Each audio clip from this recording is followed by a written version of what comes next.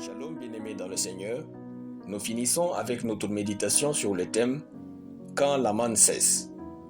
Nous reprenons notre texte de Josué chapitre 5 le verset 12 qui nous dit ceci. La manne cessa le lendemain de la Pâque quand ils mangèrent du blé du pays.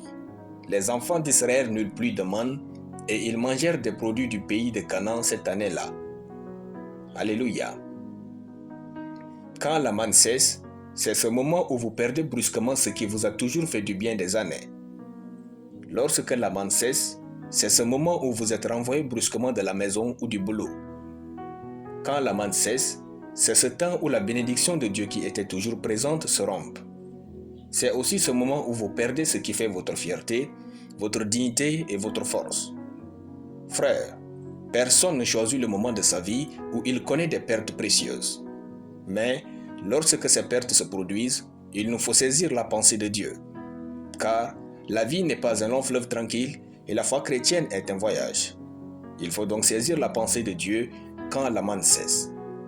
Pour terminer cette série de méditations aujourd'hui, nous disons « Lorsque la manne cesse, sachons que Dieu nous positionne désormais au meilleur et à l'abondance. » Quand Dieu veut nous positionner au meilleur et à l'abondance, il dérange nos routines.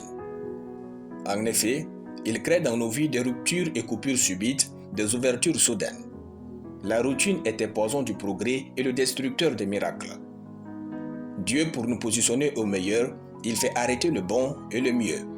Frères, souvent nos habitudes nous poussent dans une vie qui ne correspond pas à notre destinée.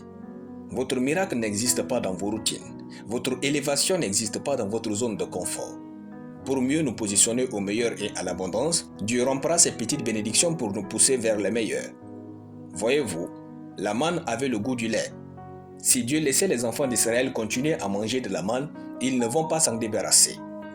Car ils sont habitués à celle-ci durant les 40 ans et c'était leur plat préféré.